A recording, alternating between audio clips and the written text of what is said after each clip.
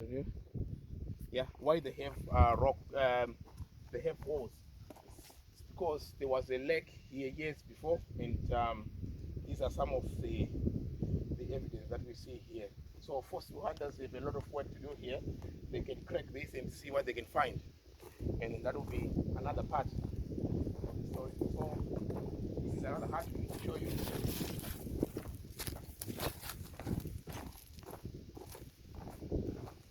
This is what I mean. When we all the rocks we find here, they've got holes. We can look through them. Yeah, that's very interesting. So uh, geologists, when they choose a holiday, this is a place to come and do a holiday here. Okay, and this is another hut that's still under construction, and not under construction, but it's very on hold because the funds have run out. But uh, yeah, so this is it. We have a bathroom. It's a big one. It's quite an executive one. We have its own bathroom, and this is the main bedroom actually. And then we have a spare bedroom again, bathroom, no windows yet. So, so through your view, let's see the view. You can see so the view from the back of the bedroom is this, and the view from this will be the heritage center. So that's the heritage center you can see from that side, and that's the staff quarters. And you can see some huts in the horizon. It's all the village as it goes. It's a rural setup. So what you find out there is the rural setup. Okay, come around and I'll show you one thing again. So that's the big view of the pavilion, and you can see the guys watering and watering the plant. So come and I'll show you what you do.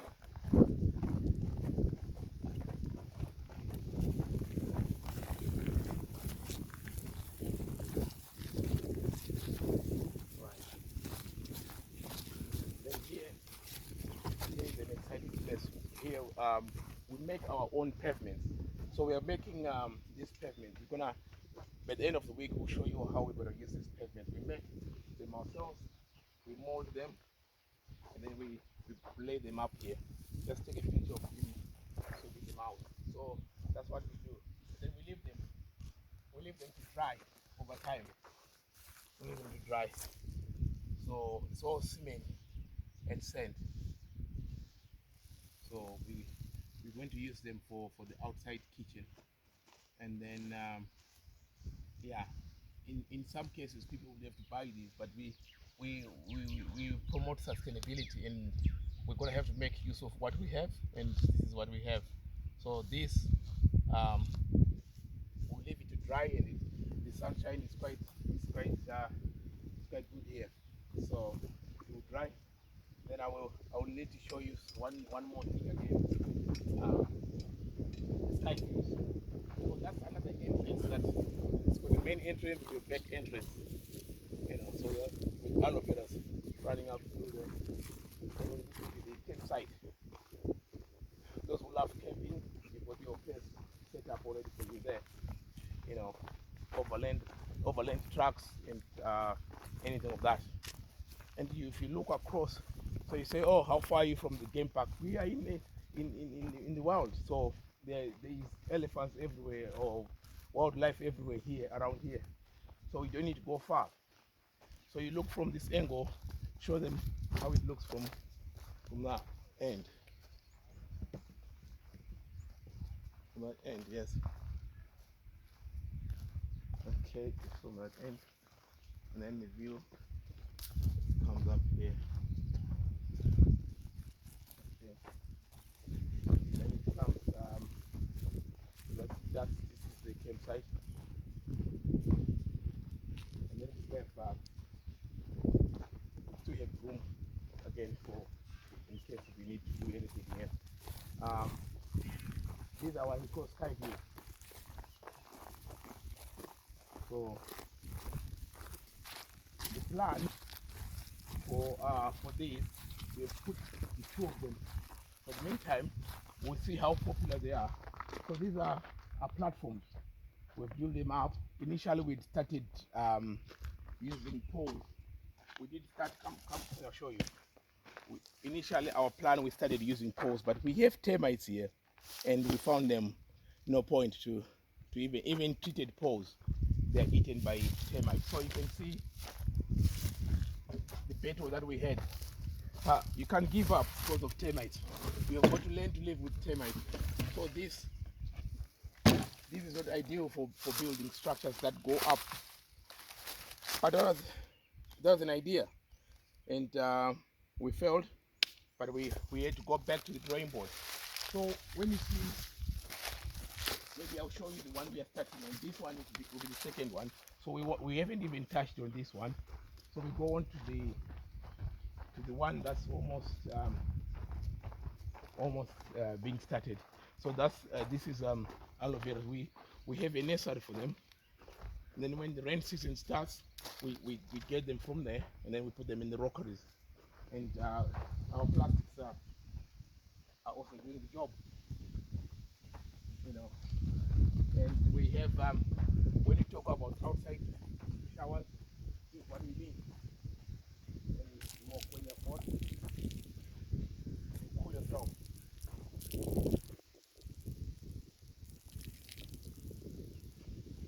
So this is what we do. We can't do the swimming pool at this point, but we have cooling showers. So we use cooling showers for, yeah, you keep your clothes on, you don't need to take them off.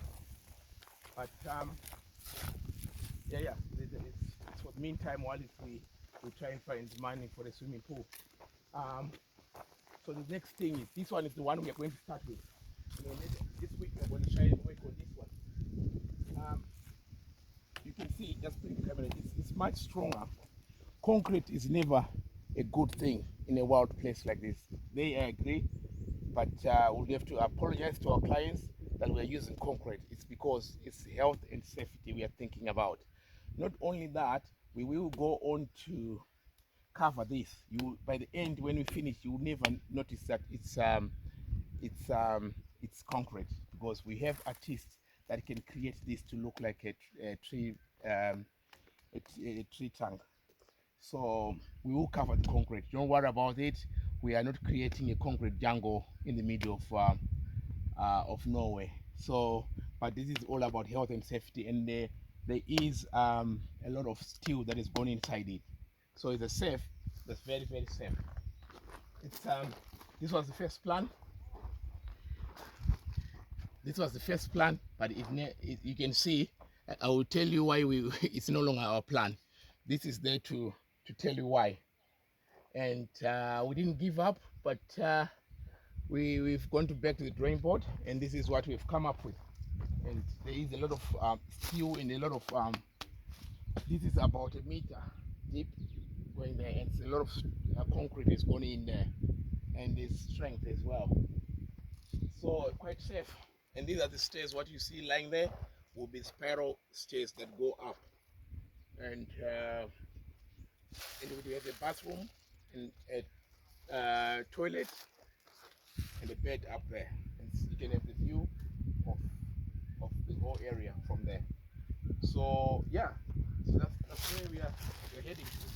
So I think you have actually seen much of it. Then it goes up. What the toilet is, these are what we call septic tanks. That's where the good stuff collects in there for the toilets, and the soakaway there as well. So it's all under control on that side. And then we can, so you can create those that really like to be in the wild. They have their part, those that like a little bit of luxury. So this is the line that divides those that like luxury and those that like being in the wild. So we'll create the campsites and the sky view on their part, and the people that like luxury on this side. Okay. And we do feed birds, even wild birds. We feed them. We put some food for them here. So we do care for our birds as well. Right. These are some of the huts I did show you the side of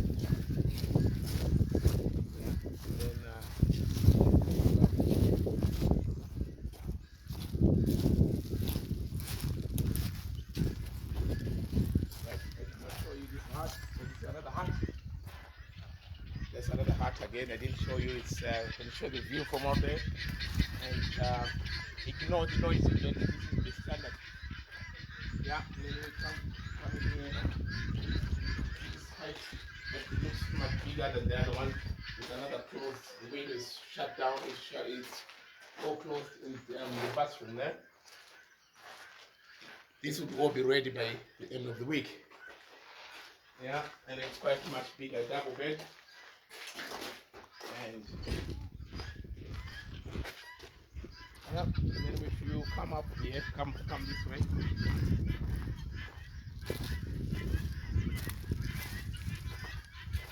We call this place the Great Enclosure after the Great Zimbabwe.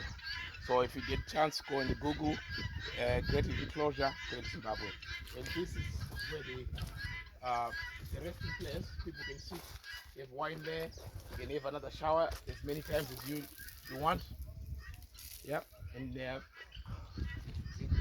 cools you, and it also helps the plants to thrive here. So that's part of what we do. And that's the bench. You got the zebras and giraffes there as well, and you can relax. You can see what we mean. So you can have here. You can sit and read your book and drink what you need to drink. What I haven't got is the wine.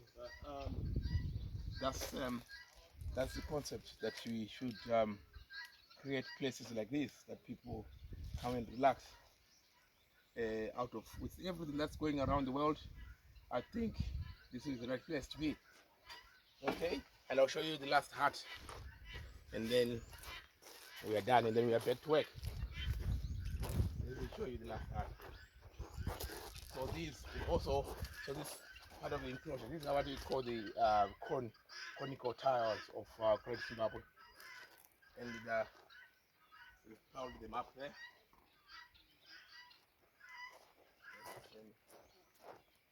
There we are.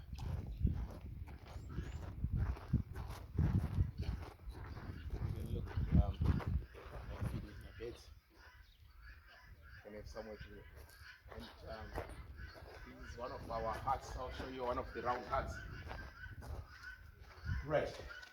So this it had so many windows, but we tried to minimize the number of windows just because of the cost, really.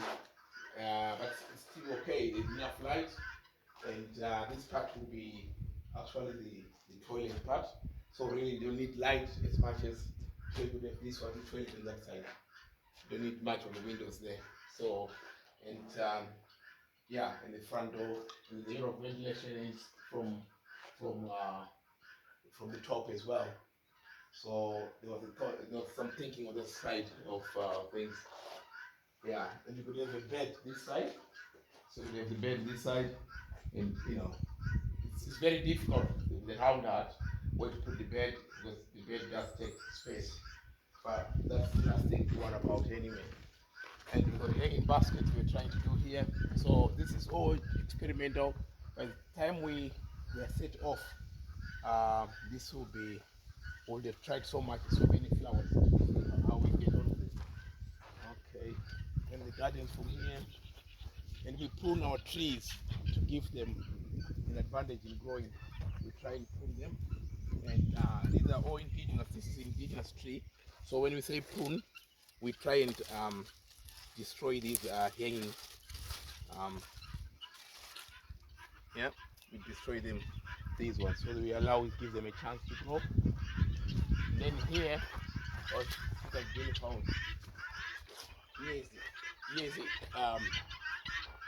that's where we have our power for the borehole. You can see it's all powered by solar. It's all solar powered, and water, it powers in there, it all goes up there, and the other tank is up by the hill there. Yeah, and there we are. And then I will show you one more part that we didn't see. Just hold on, I'll show you one. Yeah. So these are all acacia trees that we planted here initially when we moved here. it was all nothing here, and then look at these trees are now giving me shade. And this is what we call the fever tree, the fever acacia, the acacia fever. I'm sorry, these names have all been changed, but we never consulted why they've changed names. Now we only call it a fever tree. So that's it. Come and I'll show you. Another different type of acacia again. It's next to, you can see the two different ones. This is an acacia fever tree. This is another, the local one again. They're all indigenous to Zimbabwe, but we've planted these from seed. And they normally like areas where they have water, and this is a place with no water, but we are making them thrive here. Right? And I'm going to show you one thing.